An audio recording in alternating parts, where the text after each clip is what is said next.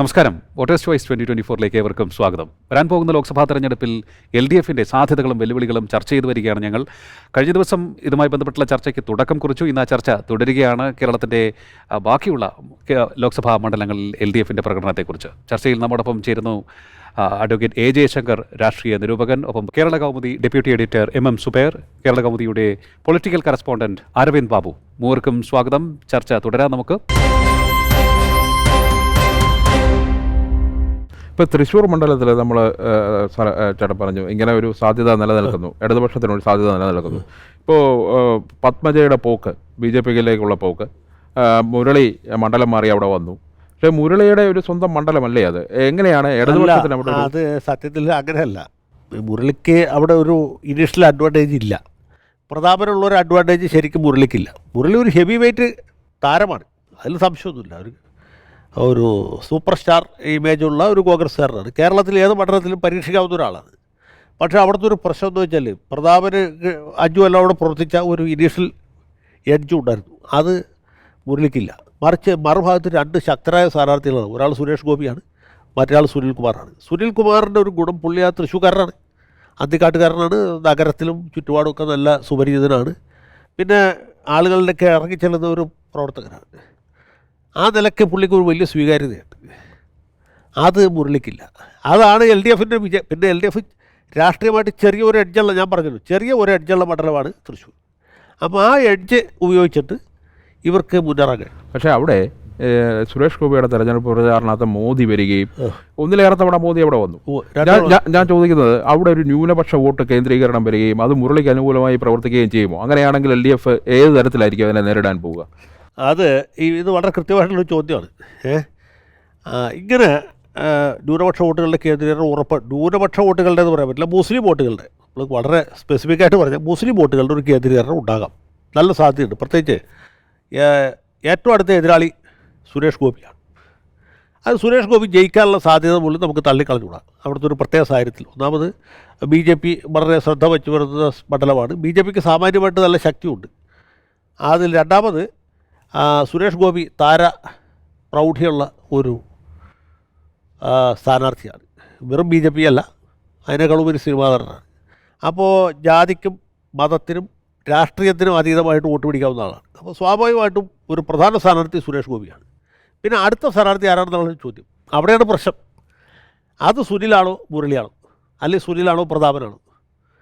അങ്ങനെ വരുമ്പോൾ ഈ രണ്ടിൽ ഏറ്റവും സാധ്യതയുള്ള ആൾക്കാരിക്കും ഈ 14% മുസ്ലിം വോട്ടുകൾ കേന്ദ്രീകരിക്കുക. ഏതുപോലെ വെച്ചാൽ പൂഞ്ഞാറിലുണ്ടായ റിസൾട്ട്, അവിടെ പ്രധാന കഥാപാത്രം PC ജോർജാണ്. PC ജോർജിനെ തോൽപ്പിക്കാൻ ഏറ്റവും അടുത്ത ആളാണ്, ഒന്നുകിൽ സെബാസ്റ്റ്യൻ കുളത്തുങ്കലാണ്, അല്ലെങ്കിൽ ടോമി കല്ലാലിയാണ്.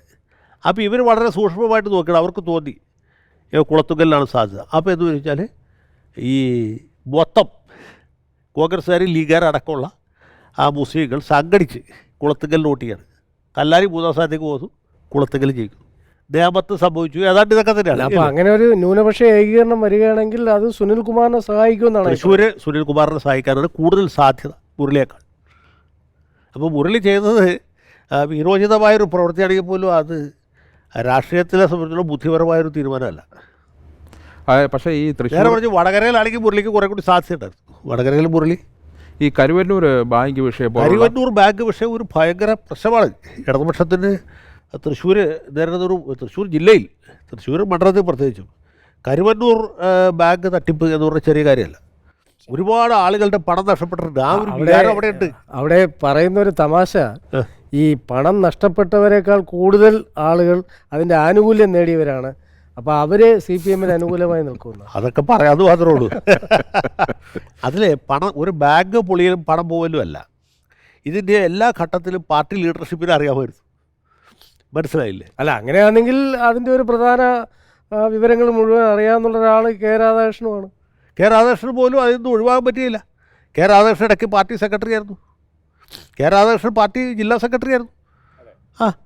AC മൊയ്തീൻ സഹകരണ മന്ത്രിയായിരുന്നു. പാർട്ടിയുടെ ഒരു നേതാവിനും അതിൻ്റെ അത് ഒഴിഞ്ഞു പറയാൻ പറ്റില്ല. കാരണം അവിടെ വലിയ കൊള്ള നടക്കുന്ന കാര്യം എല്ലാവർക്കും അറിയാമായിരുന്നു. ഈവൻ ആത്മഹത്യ പോലും ആത്മഹത്യ മാത്രമല്ല, അത് മൊത്തത്തിൽ അതുണ്ടാക്കിയിട്ടുള്ള ഒരു ഭയങ്കര നെഗറ്റീവ് ഇമേജ്. ആ നെഗറ്റീവ് ഇമേജ് മാത്രമല്ല, വലിയൊരു പ്രശ്നം അതിനകത്തുണ്ട്. എന്തറിയോ, ഈ വിവാദം ഇങ്ങനെ വരുന്ന സമയത്ത് 100 കോടി രൂപ നഷ്ടപ്പെട്ടു CPM ലീഡർഷിപ്പ് തന്നെ അംഗീകരിക്കുന്നു. അത് 300 കോടിയാണോ 100 കോടിയാണെന്നുള്ളതിലെ തർക്കമുള്ളൂ. 100 കോടി നഷ്ടപ്പെട്ട് നിൽക്കുന്ന സമയത്ത് വെറുതെ ഇരുന്നൂടെ? അതിന് പകരം തൃശ്ശൂർ പട്ടണത്തിലെമ്പാടും എൻഫോഴ്സ്മെൻറ്റിനെതിരായിട്ട് ഇടതുപക്ഷ മുന്നണിയുടെ മാർക്സിസ്റ്റ് പാർട്ടിക്കാർക്ക് മാത്രമായിട്ട് ചെയ്യണമെങ്കിൽ കുഴപ്പമില്ല. കാരണം കാശ് വോട്ടിച്ചത് അവരാണ്. അതിൽ CPIക്കാർ കൂടി ഉൾപ്പെട്ട് ഇടതുപക്ഷ മുന്നണിയുടെ നേതൃത്വത്തിൽ വമ്പിച്ച ചെറുത്തുനിൽപ്പ്, അതിനെതിരെ ജനകീയ പ്രതിരോധം എന്നൊക്കെ പറഞ്ഞ് വലിയ മീറ്റിങ്ങുകൾ നടത്തിയിട്ടുണ്ട്. ആളുകൾ ജനങ്ങളുടെ മുഖത്ത് നോക്കട്ടെ. ഒന്ന് ഈ 100 കോടി നഷ്ടപ്പെട്ടു, അതിനാരാ ഉത്തരവാദികൾ തന്നെ എൻഫോഴ്സ്മെൻറ്റ് കേന്ദ്ര ഏജൻസികളുടെ ഇടപെടലിനെതിരായിട്ട് ഫെഡറലിസം സംരക്ഷിക്കാൻ വേണ്ടിയിട്ട് എന്നൊക്കെ പറഞ്ഞ് സമരം ചെയ്യാണ്. അത് ഈ പാലക്കാടിനെയും ആലത്തൂരിനെയും തൃശ്ശൂരിനെയും അത് ബാധിക്കുമല്ലോ, ഈ കരുവന്നൂർ വിഷയം. അങ്ങനെ വരുമ്പോൾ ഈ ആലത്തൂർ നമ്മളെ രാഷ്ട്രീയമാണ്, പ്രവചനാതീതമാണ്, നല്ല മത്സരമാണ്.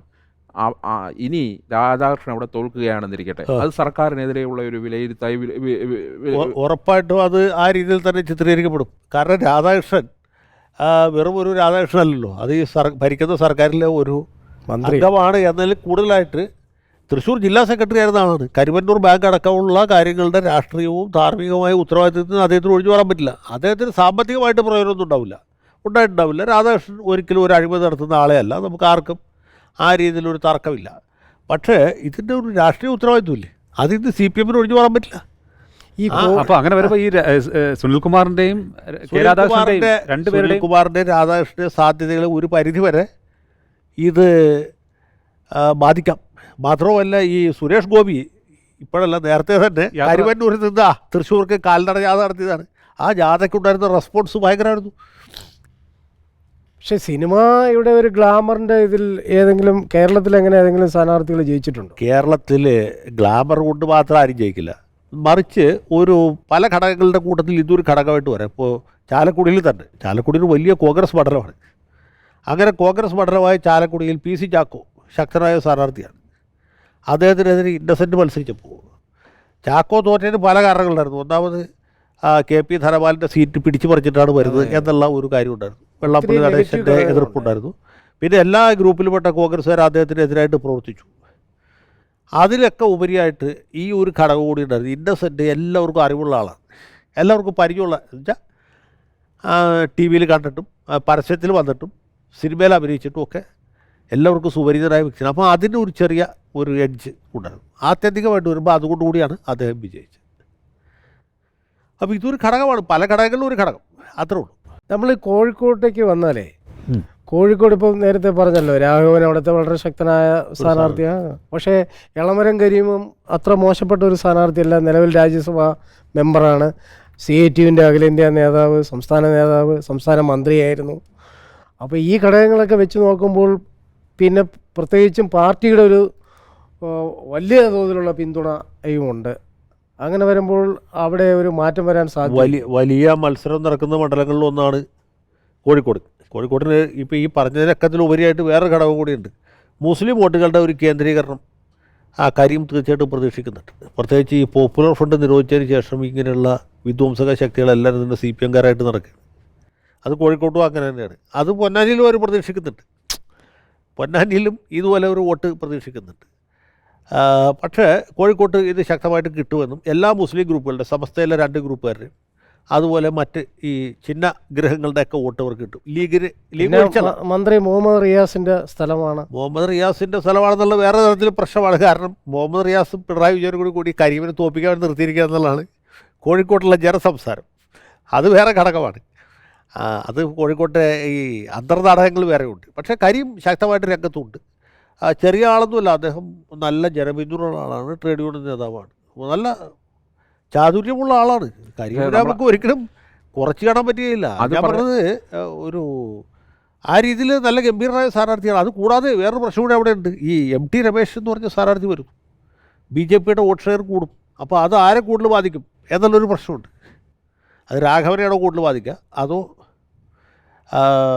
കരീമിനാണോ കൂടുതൽ ബാധിക്കുക എന്നുള്ള പ്രശ്നം വരും. അപ്പോൾ ഇങ്ങനെ ഒരുപാട് ഘടകങ്ങൾ ഒരേ തെരഞ്ഞെടുപ്പിൽ പ്രവർത്തിക്കുന്നുണ്ട്. അതാണ് ഈ ഞാൻ പറഞ്ഞില്ല, വടക്കൻ കേരളത്തിൽ കുറച്ചുകൂടി LDFന് മെച്ചപ്പെട്ട അവസ്ഥയുണ്ടെന്ന് പറയുന്നതുകൊണ്ടാണ്. നമ്മളത് പറയുമ്പോഴും ഈ വടകര, ഈ കോഴിക്കോട് ജില്ലയിലെ 2 മണ്ഡലങ്ങളും കണ്ണൂരെ മണ്ഡലങ്ങളും കൂടെ കൂടുന്നതാണ് വടകര. അപ്പോൾ വടകര ഒരു യുവ നേതാവ് ഷാഫി പറമ്പിൽ മത്സരിക്കുന്നു.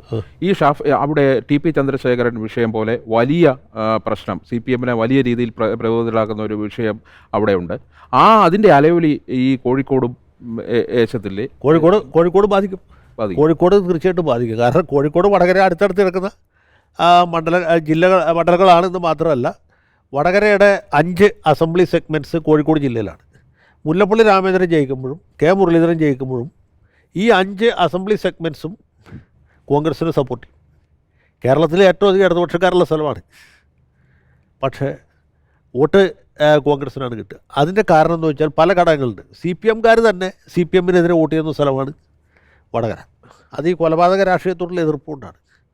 ഇടതുപക്ഷ ചിന്താഗതിക്കാരായ ആളുകൾ ഇടതുപക്ഷത്തിന് വോട്ട് ചെയ്യുന്ന സ്ഥലമാണ് വടകര. പിന്നെ വീരേന്ദ്രകുമാർ കാറ്റഗറിയിൽപ്പെട്ട സോഷ്യലിസ്റ്റുകൾ, ഈ ശരിക്കും സോഷ്യലിസ്റ്റുകളെ കാണുന്ന ഒരു സ്ഥലമാണ് വടകര. വടകര ടൗണ് ചുറ്റുമാവും. വടകരയിൽ മാത്രം കാണുന്ന 2 സാധനങ്ങൾ, ഒന്ന് സോഷ്യലിസ്റ്റുകളും പിന്നെ ഉണ്ടക്കൊപ്രയുമാണ്. ഉണ്ടക്കൊപ്ര കണ്ടിട്ടുണ്ട്, വടകരയിൽ മാത്രമുള്ളൊരു സ്ഥലമാണ് അത്. അങ്ങനെ വടകര വലിയ സവിശേഷതയുള്ളൊരു സ്ഥലമാണ്. പിന്നെ ലോകനാർകാവ് വടകരയിലാണ്, കടത്തനാട കളരി ഇതൊക്കെ അവിടെയാണ്. പക്ഷേ ഞാൻ പറഞ്ഞത് ആ വടകരയിലുള്ള സോഷ്യലിസ്റ്റുകളും കമ്മ്യൂണിസ്റ്റുകളും വയറ്റിപ്പഴപ്പുകാരായ മാർക്സിസ്റ്റുകാർ ഒഴിച്ച് ബാക്കിയുള്ളവരൊക്കെ വോട്ട് ചെയ്തത് ആർക്കാണ്? കോൺഗ്രസ് സ്ഥാനാർത്ഥിക്കാണ്. പക്ഷേ നമ്മൾ അത് സത്യത്തിൽ പാർട്ടിയോടുള്ള എതിർപ്പല്ല, ഈ കൊലപാതക രാഷ്ട്രീയത്തോടുള്ള എതിർപ്പാണ്. അത് ഒരു പരിധി വരെ കോഴിക്കോട്ടുമുണ്ട്, അത്രയില്ലെങ്കിൽ. ഈ പാർട്ടിയോടുള്ള എതിർപ്പിനെ കുറിച്ച് പറയുമ്പോൾ കഴിഞ്ഞ ലോക്സഭാ തെരഞ്ഞെടുപ്പിൽ ഒരു സീറ്റിലേക്ക് ചുരുങ്ങി LDF CPM. അതിനുശേഷം അന്ന് ശബരിമല വിഷയത്തിൽ അവരുടെ നിലപാടിൽ മാറ്റമുണ്ടായി. ക്ഷേമ പദ്ധതികൾ കൊണ്ടുവന്ന് കിറ്റ് പോലെയുള്ള ഫ്രീബീസ് വന്നു. നിയമസഭാ തെരഞ്ഞെടുപ്പ് ജയിച്ചു കയറി. വീണ്ടും ഈ തെരഞ്ഞെടുപ്പിൽ തിരിച്ചടി നേരിടുകയാണ് എന്നുണ്ടെങ്കിൽ ഈ CPM-ൻ്റെ പോളിസീസിൽ, അവരുടെ ഈ നിലപാടുകളിൽ ഒക്കെ മാറ്റം പ്രതീക്ഷിക്കാൻ പറ്റുമോ? നമുക്ക് മാറ്റം ഉണ്ടാകണമല്ലോ. മാറ്റം ഉണ്ടായാലേ മതിയാവുള്ളൂ. കാരണം അല്ലെങ്കിൽ പിന്നെ ഇതിപ്പോൾ ചെയ്തുകൊണ്ടിരിക്കുന്നത് ഒരു പുണ്യകർമ്മമാണെന്ന് വിചാരിക്കും. ഇതിനേക്കാൾ നല്ല രീതിയിൽ കൂടുതലായിട്ട് നടത്തുകയും ചെയ്യും. അപ്പോൾ SFI-ക്കാർക്ക് DYFI-ക്കാർക്കൊക്കെ പത്തി ഇനിയും വർദ്ധിക്കും. അപ്പോൾ അത് നമ്മുടെ സ്വൈര്യ ജീവിതം തന്നെ വളരെ അപകടത്തിലാവും. പിണറായി വിജയൻ അങ്ങനെ ഒരു സംഭവത്തിലേക്ക് വരികയാണെന്നുണ്ടെങ്കിൽ, അതായത് ഇപ്പോൾ ഒരു വീണ്ടും ഒരു 3-4 സീറ്റിൽ ഒതുങ്ങുകയാണെന്നുണ്ടെങ്കിൽ സംസ്ഥാന നേതൃനിരയിൽ എന്തെങ്കിലും മാറ്റം പ്രതീക്ഷിക്കാമോ നമുക്ക്? അല്ല, അത് CPM-ന് ഒരു ഗുണമുള്ളതെന്ന് വെച്ചാൽ അവർ തോറ്റു കഴിഞ്ഞാൽ അത് നമ്മുടെ തോൽവിയായിട്ട് അവർ നമ്മുടെ കണക്കിലെടുക്കും. ജനങ്ങൾ തോറ്റുപോയി എന്നും ഞങ്ങൾ ജയിക്കുകയാണ് ചെയ്തതെന്നും അവർ കണക്കൂട്ടി കണ്ടുപിടിക്കും. പിന്നെ കഴിഞ്ഞ മുമ്പത്തെ തെരഞ്ഞെടുപ്പിലും ഈ തെരഞ്ഞെടുപ്പിലും കിട്ടിയ വോട്ടുകളെല്ലാം കൂടി വെച്ച് അവർ കണക്കൂട്ടിയിട്ട് പാർട്ടിയുടെ അടിത്തറയ്ക്ക് പറയത്തക്ക തരാറൊന്നുമില്ല, മേൽക്കൂരയ്ക്ക് ചെറിയ തീപിടുത്തം ഉണ്ടായി മാത്രമേ ഉണ്ടായിട്ടുള്ളൂ എന്ന് വ്യാഖ്യാനിക്കും. അതൊക്കെ വ്യാഖ്യാനിക്കാനുള്ള ഒരു ക്യാപ്സൂളൊക്കെ ഇപ്പോൾ തന്നെ റെഡിയാണ്. അതിനെപ്പറ്റി ഒന്ന് നമ്മൾ ആലോചിച്ച് വിഷമിക്കില്ല. അന്തർനാടകങ്ങളെ കുറിച്ചൊരു ചോദ്യം, അതായത് ഈ ചില സ്ഥാനാർത്ഥികളെ ചില സ്ഥലത്ത് നിർത്തിയത് ജയിപ്പിക്കാൻ ആണോ എന്ന് സംശയം തോന്നാറുണ്ട്. നേരത്തെ അങ്ങ് സൂചിപ്പിച്ച പോലെ തോമസ് ഐസക്കിനെ എന്തിന് പത്തനംതിട്ടയിൽ നിർത്തി? അദ്ദേഹത്തിന് ആലപ്പുഴയിൽ നിർത്താമായിരുന്നു, അല്ലെങ്കിൽ ഇപ്പുറത്ത് കൊല്ലത്ത് വേണമെങ്കിൽ നിർത്താമായിരുന്നു. എന്തിനാ അവിടെ കൊണ്ടുപോയി നിർത്തി? അവിടെ ഏറ്റവും അനുയോജ്യനായത് രാജു എബ്രഹാമായിരുന്നു. പാർട്ടി ജില്ലാ നേതൃത്വവും അത് തന്നെയാണ് പ്രതീക്ഷിച്ചത്. പക്ഷേ അത് അപ്രതീക്ഷിതമായി. അതുപോലെ രവീന്ദ്രനാഥൻ മാഷിനെ എന്തിനു വേണ്ടി ചാലക്കുടിയിൽ നിർത്തി? അവിടെ BD ദേവസ്യ മത്സരിപ്പിക്കായിരുന്നു, അല്ലെങ്കിൽ സാജു പോളിനെ മത്സരിപ്പിക്കായിരുന്നു, അല്ലെങ്കിൽ വേറെ ആരെങ്കിലും മത്സരിപ്പിക്കാമായിരുന്നു. കണ്ണൂർ വടകരയും തമ്മിൽ എന്തുകൊണ്ടാണ് ശൈലജ ടീച്ചറെ കണ്ണൂർ മത്സരിപ്പിക്കാതെ വടകര കൊണ്ട് മത്സരിപ്പിച്ചതും കണ്ണൂർ MV ജയരാജനെ മത്സരിപ്പിച്ചതും? അങ്ങനെ ഒരു ചോദ്യമില്ലേ? അല്ല, അതും പ്രസക്തമായൊരു ചോദ്യമാണ്. കാരണം ജയരാജനെ കണ്ണൂർ നിർത്തിയതുകൊണ്ട് ടീച്ചറെ വടകരയിൽ നിർത്തി. പക്ഷേ ടീച്ചറെ വടകരയ്ക്ക് കിട്ടിയ ഏറ്റവും നല്ലൊരു സ്ഥാനാർത്ഥിയല്ലേ ടീച്ചർ? വടകരയിൽ നിർത്താവുന്നതിൽ ഏറ്റവും നല്ല സ്ഥാനാർത്ഥി തന്നെയാണ്, യാതൊരു സംശയമില്ല. പക്ഷേ അവരെ കേരള രാഷ്ട്രീയത്തിൽ നിന്ന് കെട്ടുകെട്ടിക്കുക എന്നുള്ളൊരു ചെറിയ സതുദ്ദേശവും കൂടി ഇതിനകത്ത് ഇല്ലേ എന്ന് തിരുവിതാംകൂറുകാരായ നമുക്ക്, മലബാറുകാരല്ലല്ലോ നമ്മൾ, തിരുവിതാംകൂറുകാർ കുറച്ചുകൂടി വേറെ രീതിയിൽ ചിന്തിക്കുന്നവരാണ്. തിരുവിതാംകൂറുകാരായ നമുക്ക് 3 പേർക്കും 4 പേർക്കും ഒരു സംശയം തോന്നാവുന്നതാണ്. മലബാറുകാർ നേർബുദ്ധികളായതുകൊണ്ട് ചിലപ്പോൾ അവർക്കൊക്കെ തോന്നുന്നില്ല. പക്ഷേ തിരുവിതാംകൂർ സ്റ്റേറ്റുകാരായ നമുക്ക്, ഈ മലബാർ ഭാഗത്ത് തിരുവിതാംകൂറിൽ നിന്ന് പോയൊരു സ്റ്റേറ്റുകാരെന്ന് പറയാം, സ്റ്റേറ്റുകാർക്ക് അങ്ങനെ ഒരു സംശയം തോന്നാവുന്നതാണ്. ഇപ്പോൾ ഉദാഹരണത്തിന് ഐസക്കിനെ വിടുന്നു. അതുപോലെ മന്ത്രിസഭയിൽ 2ാം സ്ഥാനക്കാരനായിരുന്ന ഗോവിന്ദൻ ഇപ്പോൾ സെക്രട്ടറി ആയിട്ട് പോയല്ലോ. പിന്നെ 3ാം സ്ഥാനക്കാരെന്ന് പറയുന്നത് രാധാകൃഷ്ണൻ, ഇപ്പോൾ അദ്ദേഹം പാർലമെന്റിലേക്ക് മത്സരിക്കുന്നു. അപ്പോൾ ടീച്ചറെയും നമ്മൾ വടക്കോട്ടേക്ക് അയക്കുന്നു. അല്ല, ശൈലജ ടീച്ചർ അപ്പോൾ കേരളത്തിൽ ഉണ്ടെങ്കിൽ അത് മറ്റാർക്കെങ്കിലും ഭീഷണിയായി വരുമോ? അല്ല, ശൈലജ ടീച്ചർ കേരള രാഷ്ട്രീയത്തിൽ ഉണ്ടാകുകയും MLA ആയിട്ട് തുടരുകയും ചെയ്യുമ്പോൾ ചെറിയ ഒരു സാധ്യതയുള്ളതെന്ന് വെച്ചാൽ ഈ പാർലമെൻറ്റ് തെരഞ്ഞെടുപ്പ് കഴിഞ്ഞാൽ അധികം വൈകാതെ നമ്മുടെ കാരണഭൂതൻ സ്റ്റെപ്പ് ഡൗൺ ചെയ്യാനുള്ളൊരു സാധ്യതയുണ്ട്. അദ്ദേഹത്തിൻ്റെ അനാരോഗ്യവും പ്രായാധിക്യവും മാനസികമായിട്ടുള്ള മറ്റ് പിരിമുറുക്കങ്ങളും എല്ലാം കൂടി ചേർന്നിട്ട് അങ്ങനെ പുള്ളി സ്റ്റെപ്പ് ഡൗൺ ചെയ്യുകയാണെങ്കിൽ ആ സ്ഥാനത്തേക്ക് പരിഗണിക്കപ്പെട്ടിരുന്ന ആളുകളാണ് K. രാധാകൃഷ്ണൻ, MV ഗോവിന്ദൻ, അദ്ദേഹം സെക്രട്ടറി ആയിട്ട് പോയി, കെ രാധാകൃഷ്ണൻ, കെ ശൈലജ, ഇങ്ങനെയുള്ള ആളുകൾ. അപ്പോൾ അവരെയൊക്കെ നമ്മൾ കേന്ദ്രത്തിലേക്ക് വിട്ടാലുള്ള ഒരു സൗകര്യം എന്താണ്? അപ്പോൾ ഈ കാരണഭൂതൻ എന്ന് പറയുന്ന ഉദ്ദേശിക്കുന്ന ആളെ കൊണ്ടുവരാമെന്നുള്ളതാണ്. കാരണഭൂതൻ ഉദ്ദേശിക്കുന്ന ഒരാളെ, അത് ഇവിടുത്തെ ഒരു ചന്ദ്രബാബു നായിഡു ഉണ്ട്,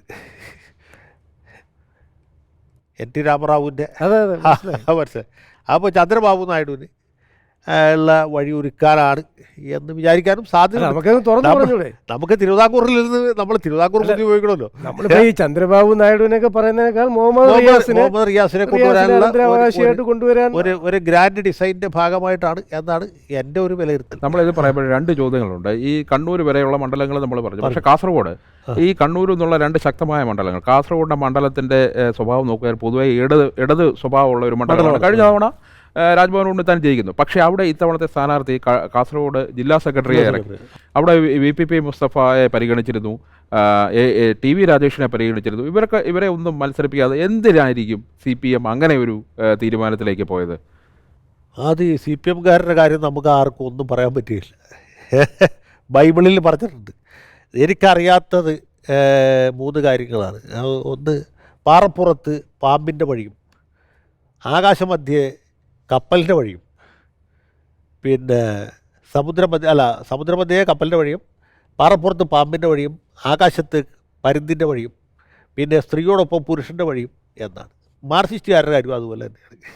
അവർ എന്താ ഉദ്ദേശം എന്നുള്ളത് അവർക്ക് മാത്രമേ മനസ്സിലാവുള്ളൂ. ഇപ്പോൾ ഷൈൻ ടീച്ചർ എന്ന് പറഞ്ഞ സ്ഥാനാർത്ഥിയെ എറണാകുളത്ത് മത്സരിപ്പിച്ചിട്ട് എന്താ ഉദ്ദേശം എന്നുള്ളത് അത് ഉദ്ദേശിച്ചവർക്ക് പോലും മനസ്സിലായിട്ടില്ല. പിന്നീട് നമുക്ക് മനസ്സിലാണ്. ഇതാണ് അവസ്ഥ. അവരിങ്ങനെ ഓരോ സ്ഥാനാർത്ഥികളെ നിർത്തുന്നു. കഴിഞ്ഞ തവണ സതീഷ് ചന്ദ്രൻ നല്ല സ്ഥാനാർത്ഥിയായിരുന്നു. ഈ കാസർഗോഡ് ഇടതുപക്ഷത്തിന് ശക്തിയുള്ളതും അതുപോലെ ദൗർബല്യമുള്ളതുമായൊരു പ്രദേശമാണ്. എന്ന് വെച്ചാൽ അതിൽ 5 മണ്ഡലങ്ങൾ. പക്ഷേ അവിടുത്തെ ജില്ലാ സെക്രട്ടറിയാണ് ഇത്തവണ മത്സരിക്കുന്നത്. അതിൽ 2 മണ്ഡലങ്ങൾ കണ്ണൂർ ജില്ലയിലാണ്, 5 മണ്ഡലങ്ങൾ കാസർഗോഡ് ജില്ലയിലാണ്. ഇതിൽ കണ്ണൂർ ജില്ലയിലെ 2 മണ്ഡലങ്ങളും കാസർഗോഡ് ജില്ലയിലുള്ള 3 മണ്ഡലങ്ങളും മാർക്സിസ്റ്റ് പാർട്ടിക്ക് വലിയ ശക്തിയുള്ളതാണ്. മറിച്ച് അത്യുത്തര കേരളം എന്ന് പറയുന്ന മഞ്ചേശ്വരം കാസർഗോഡ് ഭാഗത്ത് മാർക്സിസ്റ്റ് പാർട്ടി, അത് LDF 3ാം സ്ഥാനത്ത് പോകും. അവിടെയാണ് പ്രശ്നം. അവിടെ 2ാം സ്ഥാനത്ത് BJP വരും. അപ്പോൾ ഈ ഒരു പെർമ്യൂട്ടേഷൻ കോമ്പിനേഷനിലാണ് ഇവർക്ക് അടിപറ്റുന്നത്. നമ്മളെ ഒരു പ്രധാനപ്പെട്ട 2 കോൺഗ്രസിൻ്റെ 2 ദേശീയ നേതാക്കൾ കേരളത്തിൽ മത്സരിക്കുന്നുണ്ട്. ഒന്ന് വയനാട്ടിലും 2 ആലപ്പുഴയിൽ KC വേണുഗോപാൽ. അപ്പോൾ നമുക്ക് ആലപ്പുഴ എടുത്ത് നോക്കിയാൽ KC വേണുഗോപാലിനും AM ആരിഫ് സിറ്റിംഗ് MPയും, അപ്പോൾ ഇത് 2 പേരും തമ്മിലുള്ളൊരു മത്സരമാണല്ലോ അവിടെ നടക്കുന്നത്. അതെ. അപ്പോൾ അതിൻ്റെ ഇപ്പോഴത്തെ ഒരു അവസ്ഥ എന്തായിരിക്കും? അവിടെ 2 സ്ഥാനാർത്ഥികളല്ല, 3ാമത് ശക്തിയായ വേറൊരു സ്ഥാനാർത്ഥി കൂട്ടിയിട്ട് അത് ശോഭ സുരേന്ദ്രനാണ്. ശോഭയും ഒട്ടും എഴുതി തള്ളാൻ പറ്റാത്ത സ്ഥാനാർത്ഥിയാണ്. ശോഭ ജയിക്കുന്നുള്ള അർത്ഥത്തിലല്ല, പക്ഷേ ഭയങ്കരമായിട്ട് വോട്ട് പിടിക്കാൻ കഴിവുള്ളൊരു സ്ഥാനാർത്ഥിയാണ്. അപ്പോൾ ശോഭ കൂടുതൽ വോട്ട് പിടിക്കുന്നത് ഏത് ഭാഗത്തു നിന്നായിരിക്കും? LDF നിന്നായിരിക്കും, UDF നിന്നായിരിക്കും? അത് വളരെ പ്രധാനപ്പെട്ട ഒരു ചോദ്യമാണ്. അതുപോലെ തന്നെ മറ്റ് ഘടകങ്ങൾ, സാമുദായികമായിട്ടുള്ള സന്തുലനാവസ്ഥയുണ്ട്.